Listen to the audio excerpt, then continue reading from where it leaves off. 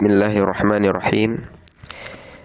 Melanjutkan pembahasan sebelumnya dalam hadis kedua dari kitab Arba'in yang disusun oleh Imam An-Nawawi rahimahullah. Pada pembahasan sebelumnya kita sudah melewati beberapa penjelasan keimanan yang disampaikan Nabi Muhammad sallallahu alaihi wasallam dalam dialog beliau tentang antu'mina billah, engkau beriman pada Allah, wa malaikatih, beriman pada para malaikatnya, wa kutubih, beriman pada kitab-kitab Allah, wa rusulih, beriman pada rasul-rasul Allah, dan wal yaumil akhir, beriman pada hari akhir, yang insyaallah akan kita bahas pada halaqah kali ini. Apa itu al-yaumul akhir? Al-yaum artinya adalah hari, sedangkan al-akhir adalah kata yang sudah menjadi serapan dalam kosakata bahasa kita, yaitu akhir atau terakhir, sehingga maknanya adalah penghujung hari dari kehidupan dunia ini, atau hari pembalasan, atau juga hari perhitungan segala amal, atau hari ditentukannya nasib seluruh manusia, entah ia akan abadi di surga atau di neraka, atau hari-hari lain yang berkaitan dengan sekelumit kebesaran hari itu. Pada hari itu seluruh amal ataupun upaya tidak lagi memiliki arti, seperti yang Allah katakan di surah Asy-Syu'ara ayat 88 dan 89. A'udzu billahi minasyaitonir rajim. Yauma la yanfa'u malu wala banuna illa man atallaha biqalbin salim. Pada hari di mana harta dan anak-anak tidak lagi bermanfaat kecuali yang menjumpai Allah dengan hati yang salim. Apa yang Allah katakan di akhir ayat tadi? Illa man atallaha biqalbin salim, kecuali mereka yang datang pada Allah dengan hati yang salim atau hati yang bersih, hati yang bersih dari kesyirikan, hati yang bersih dari penyekutuan terhadap Allah Azza wa Jalla, hati yang dalam amalnya tidak mengharapkan apapun kecuali keridhaan Allah Subhanahu wa taala. Selayaknya rumah penyambutan, maka tidak ada perabot, tidak ada peralatan dapur, tidak ada mebel, kecuali seluruhnya untuk menyenangkan hati sesosok yang diundang. Begitupun hati kita. Tidak terkotori niat dunia, tidak terkotori niat wanita, niat jabatan, dan lain-lainnya, kecuali semuanya ditujukan untuk menyambut atau untuk mencapai keridhaan Tuhan, mencapai keridhaan Allah Subhanahu wa ta'ala. Pada hari itu tidak pula keturunan dari ayah yang seorang ustadz atau ulama sekalipun memberi manfaat, tidak pula kakek. Bahkan garis keturunan hingga ke nabi yang paling mulia sekalipun, Muhammad sallallahu alaihi wasallam, tidak pula dapat memberi manfaat. Berkata Nabi sallallahu alaihi wasallam dalam hadis yang cukup panjang dan diriwayatkan oleh Imam Muslim rahimahullah di nomor 2699,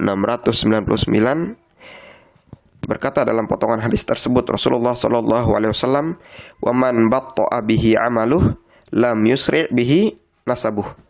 Siapa yang amalnya memperlambatnya dari keridhaan Allah, maka nasabnya tidak akan bisa mempercepatnya dari keridhaan Allah.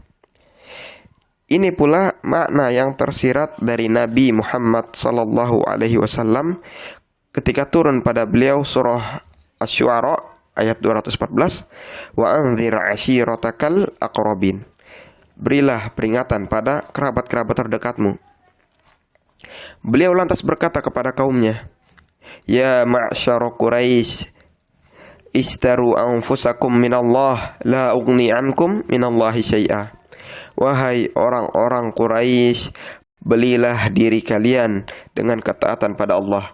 Sesungguhnya sedikit pun aku tidak bisa menolong kalian di hadapan Allah jika kalian berlaku syirik. Lalu berkata lagi pada kerabatnya yang lebih dekat, anak-anak kakeknya, Ya bani Abdil Muttalib, la ugni ankum minallahi syai'a. Wahai anak-anak Abdul Muttalib, sesungguhnya aku sedikit pun tidak bisa membela kalian di hadapan Allah jika kalian berlaku syirik. Terus Rasulullah Shallallahu Alaihi Wasallam melafalkan kalimat yang sama pada pamannya Abbas, pada bibinya Safiyah, hingga terakhir pada anak kandungnya sendiri. Ya Fatimah binta Rasulillah, salini bima syi'ti, la ugni anki minallahi syai'a. Ya Fatimah, anak Rasulillah, mintalah padaku apapun yang engkau inginkan. Sesungguhnya aku sedikit pun tidak bisa membelamu di hadapan Allah. Maksud ucapan beliau Sallallahu Alaihi Wasallam terhadap putrinya adalah, mintalah apapun yang kau mau. Sekalipun demikian, tetap yang bisa menyelamatkan dirimu di hadapan Allah adalah dirimu sendiri, bukan aku. Walaupun aku seorang Rasul. Itu sebabnya beliau mengatakan, Ya Fatimah binta Rasulillah, Ya Fatimah anak Rasulillah.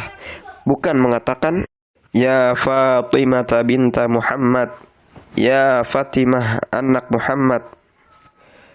Untuk mengingatkannya bahwa kesolihan orang tua, sekalipun ia adalah Rasul, tidak memiliki manfaat di hadapan Allah Subhanahu wa Ta'ala pada hari akhir nanti, pada hari ditegakkannya hisab manusia. Berkata Allah Subhanahu wa Ta'ala menjelaskan tentang hari itu, A'udzu billahi minasyaitonir rajim. Yauma yafirrul mar'u min akhihi wa ummihi wa abihi wa sahibatihi wa banihi likulli imri'in minhum yauma idzin sya'nun yughni. Pada hari itu seseorang akan lari dari saudaranya, dari ibunya, dari ayahnya, dari istrinya, dari anak-anaknya. Setiap orang pada saat itu sibuk memikirkan diri mereka sendiri. Di hari akhir nanti, setiap orang akan benar-benar mengetahui betapa adilnya Tuhan mereka. Seseorang akan lari dari saudaranya, dari istrinya, hingga ayah dan ibunya. Mengapa dalam ayat ini Allah tidak menyebutkan seseorang lari dari temannya, atau musuhnya, atau gurunya? Inilah ya ikhwati fillah, di antara mukjizat Al-Quran, bahwa setiap kata yang terpilih mampu menjelaskan makna yang lebih luas, yaitu ketika seseorang lari dari orang-orang terdekatnya, lari dari saudara, ayah, ibu, hingga istrinya, menunjukkan betapa adilnya hukum ditegakkan saat itu. Setiap orang yang pernah berbuat zalim tahu akan dimintai pertanggungjawaban. Lantas ketika berhadapan dengan kerabat terdekat saja seperti ayah, ibu, dan istri atau pasangan yang di dunia biasa menjadi pelindung, apalah lagi alasan mereka untuk tidak lari dari menemui teman hingga musuh-musuhnya.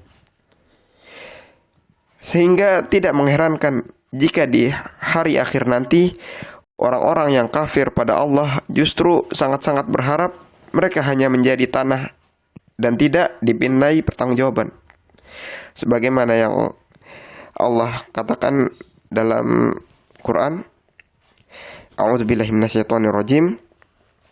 Inna anzarnakum 'adaban qariban yauma yanzurul mar'u ma qaddamat yadah wa yaqulul kafiru ya laitani kuntu turaba. Sesungguhnya kami telah memperingatkan kepadamu orang kafir azab yang dekat pada hari manusia melihat apa yang telah diperbuat oleh kedua tangannya. Dan orang kafir pada hari itu berkata, wa yaqulul kafir ya laitani kuntu turaba. Alangkah baiknya seandainya dahulu aku hanya menjadi tanah. Cukup sampai di sini pembahasan kita untuk halaqah kali ini. Insyaallah di lain kesempatan kita akan membahas lebih jauh lagi tentang bagaimana kondisi orang-orang yang berada di penghujung umur dunia nanti, sebagaimana yang disampaikan wahyu Tuhan. Lebih kurang salah dan khilafnya saya mohon maaf. Segala kesalahan yang terucap sengaja atau tidak itu asalnya dari diri saya pribadi. Sedangkan kebenaran berasal dari Allah dan Rasulnya. Barakallahu fiikum. Wassalamualaikum warahmatullahi wabarakatuh.